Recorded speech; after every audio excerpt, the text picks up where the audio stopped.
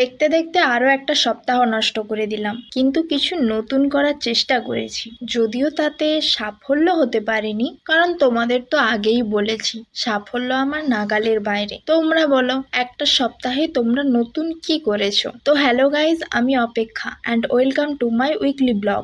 সত্যি বলতে একটা সপ্তাহে অনেক কিছু ঘটে গেছে, না বললে হয়তো আমার পেটই ফেটে যাবে। বলেন কি? কুম্ভকর্ণের ঠাকুমার ছেলের ছেলের ভগ্নী মানে আমি হঠাৎ একদিন সকাল 9টা-10টা ছেড়ে ভোর 5:30টায় বিছানা ত্যাগ করে ছাদে পায়চারি করছিলাম, কারণ এত ঠান্ডায় হাগু করতে যেতে ভয় লাগছিল আর কি। তাই হাগু করার কথা ভুলে যাওয়ার জন্যই ঘুরতে বেরিয়ে পড়েছিলাম। ছাদ ছাড়িয়ে রাস্তায়ও হানা দিতে লাগলাম। সেখানে দেখা হলো প্রভু কুতেশ্বরের সঙ্গে, যিনি সবার বাড়ি পাহারা দিতে ব্যস্ত ছিলেন আর ঢুলুঢুলু চোখে আমার দিকেও দেখছিলেন। কিন্তু সত্যি বলছি, এত সুন্দর পরিবেশ দেখে আমি হাগুর কথা ভুলেই গেছিলাম। সূর্য ওঠার আগে ওই আকাশ, তার মাঝে মাঝে পাখি ডাকছে, পুরো প্রকৃতি আমার সঙ্গে। মনে যেন ফাগুনের আগুন লাগছে, তার উপর আবার মাঝে মাঝে কোকিল ডাকছে।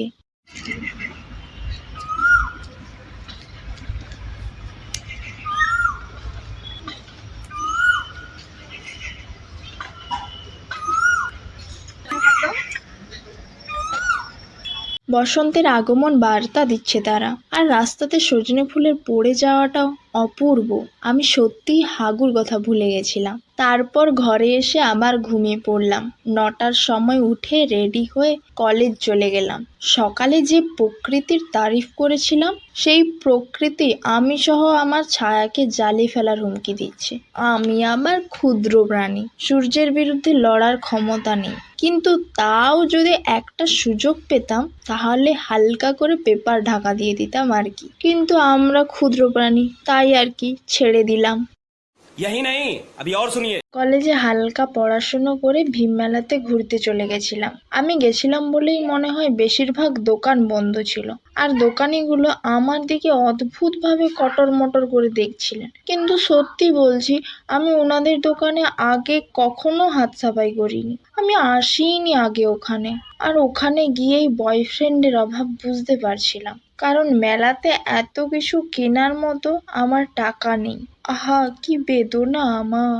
তোমরা চাইলেই আমাকে এগুলো গিফট করে আমার বেদনার ছুটি করতে পারো। আর যদি তোমাদেরও আমার মতো অবস্থা হয় তাহলে কমেন্ট করো, আমরা ভিখারি ইউনিয়ন করব। मैं गरीब हूँ। তারপর ভীম ঠাকুরের কাছে সব ব্যাংকের টাকা চেয়ে বাড়ি ফিরে এলাম। ঘরে এসে দেখি ব্যাংক থেকে 7 টাকা কেটে নিয়েছে। ওটাই একমাত্র সম্বল ছিল আমার। আমাদের সামনে কম্পিটিশন ছিল, তাই সবাইকে 9টায় প্র্যাকটিসে ডেকে 10টায় পৌঁছে গেলাম। হেঁটে হেঁটে বসে বসে এক্সারসাইজ করে জোর কদমে খেলা শুরু করলাম। খেলা তো আমাদের সাইড বিজনেস ছিল, আমাদের মেন বিজনেস ছিল গরু চড়ানো। ওটাই আমাদের ভবিষ্যতের কাজ, কারণ যেভাবে আমরা কাজ করছি তাতে বোধহয় আমাদের আর চাকরি বাকরি কিচ্ছু জুটবে না। এতটাই ভালো করে গরু চড়াতে পারি যে প্র্যাকটিসের মাঠেও গরু নিয়ে এসেছিলাম। 1, 2, 3, 4 টিম টিম তারা মাঠে পারে ডিম তাদের খাড়া দুটো সিং তারা টিম টিম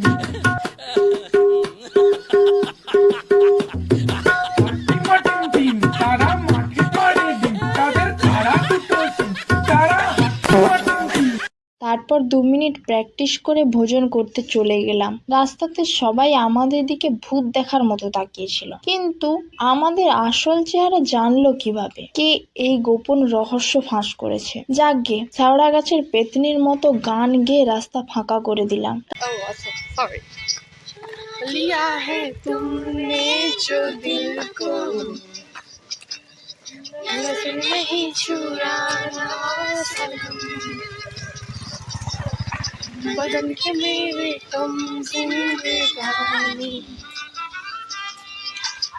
बदलना जाना सनम, ओ ले लिया दिल मेरा, ओ दिल, ओ दिल, समझा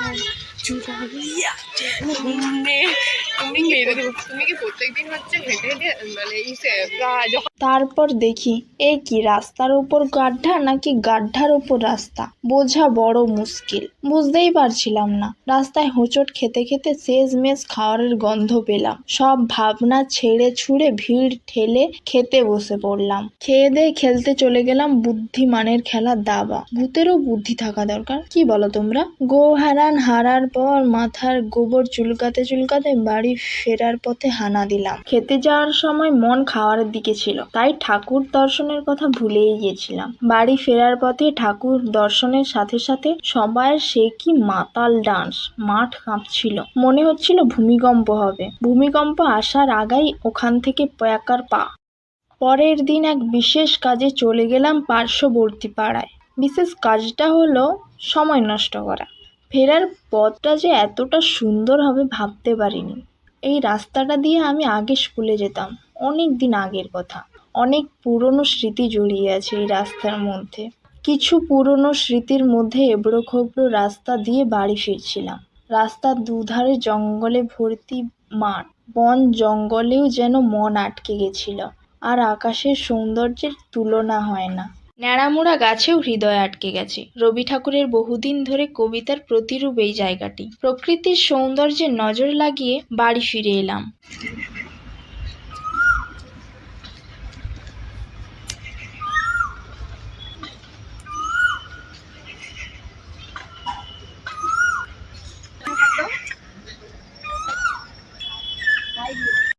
পরের দিন বস্ত্র ত্যাগ করে নম করে প্র্যাকটিস করলাম, মারাত্মক প্র্যাকটিস। পরের দিন ফাইনাল খেলা। 1 2 3 4 টিম টিম তারা মাঠে পারে ডিম তাদের খাড়া দুটো সিং তারা টিম টিম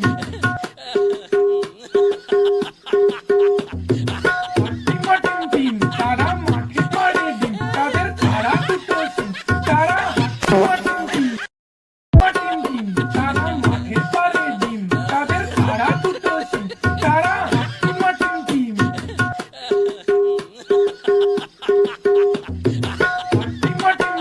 তারা মাঠে পারে ডিম তাদের খাড়া দুটো সিং তারা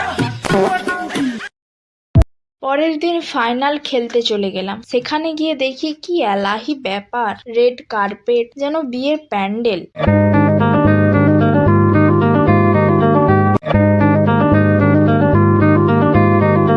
সেখানে এপাশ ওপাশ একটু দেখে ধপাস করে রোদে দাঁড় করিয়ে দিল। তারপর কি ভাষণ যেন শেষই হতে চায় না। বিরক্ত লাগছিল বড়। For gracing this occasion, I also sincerely thank the organizers, volunteers and sportsmen who are worked here made this event possible. Dear participants,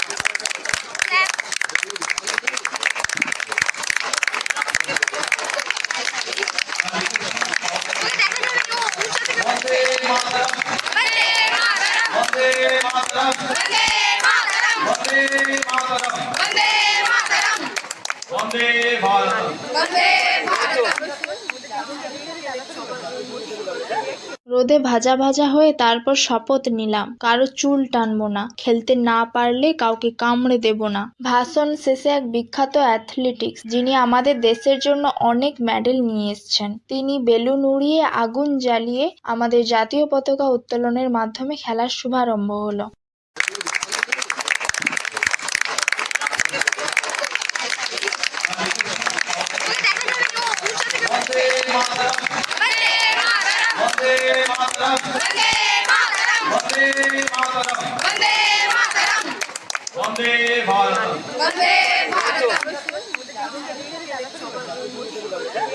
I requested our administrative officials and principal ma'am and team members.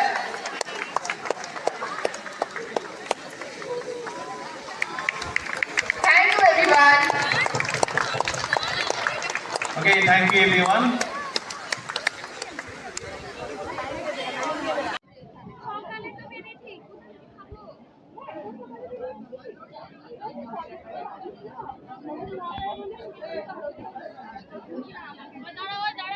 তারপর আমরা টিনার সঙ্গে ছবি তুলে handshake করে আশীর্বাদ নিয়ে মাঠে নেমে পড়লাম খেলতে। তোমরা জানো ইনি কে? জানলে একটু কমেন্ট করো তো, তোমরা ইনাকে চেনো নাকি? সত্যি বলতে আমরা টিনার আশীর্বাদের জন্যই 1 পয়েন্টে হেরে গেছিলাম, না হলে তো 0ই নিয়ে আসতাম। হেরে গিয়ে বাকিদের খেলা দেখতে চলে গেলাম এবং তাদের উৎসাহ দিতে লাগলাম। মার, চুল ছিঁড়ে দে, জামা ফেড়ে দে। কাবাডিতে সবাই পা ধরছিল, কেউ কারো চুল কেন ধরছে না বুঝতে পারছিলাম না। চুল ধরে চুলোচুলি করলে তো একটু বেশি মজা লাগে আর কি। মেয়েদের কাবাডি খেলা দেখার পর ছেলেরাও তাদের শক্তি প্রদর্শন করতে মাঠে নেমে পড়লো।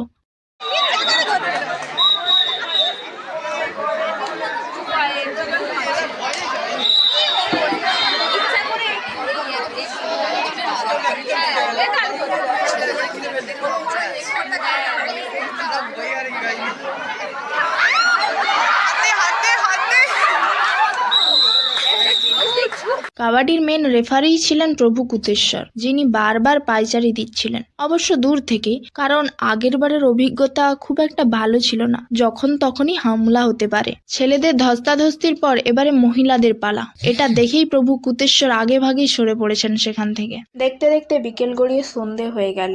টান টান উত্তেজনায় সবাই স্তব্ধ। তখনই এত কিছু ভালোর মধ্যেই একটা কালো ঘটনা ঘটে গেল। একজন মহিলা খেলোয়াড় কাবাডিতে বাজেভাবে আহত হয়ে তাকে হসপিটালে অ্যাডমিট করতে হলো। সারাদিনের সুন্দর রঙিন মুহূর্তগুলো ওই একটা ঘটনার পর কেমন যেন বেরং হয়ে গেল। তার জন্য মঙ্গল কামনা করে সবাই বাড়ির পথে রওনা হলাম। রাস্তায় প্রভু কুতেশ্বর আমাদের মতো চুলকানিদের দূর হতে বললেন, কারণ আমরা যেখানেই থাকি সেখানেই কাণ্ড কারখানা তৈরি করি। আমাদের দেখে প্রভুরও চুলকানি শুরু হয়ে গেল। কামড়ে দেওয়ার আগেই বাড়ি ফিরে এলাম। তো এতটাই ছিল একটা সপ্তাহের পেট ফাটা গল্প। কেমন লেগেছে জানিও। আর তোমরা এই সপ্তাহে নতুন কি কি করেছো তাও একটু আধটু জানিও। সঙ্গে থাকার জন্য সাবস্ক্রাইব করো আর ভালো লাগলে লাইক করো। টাটা, বাই বাই, আবার আগের সপ্তাহে আসছি।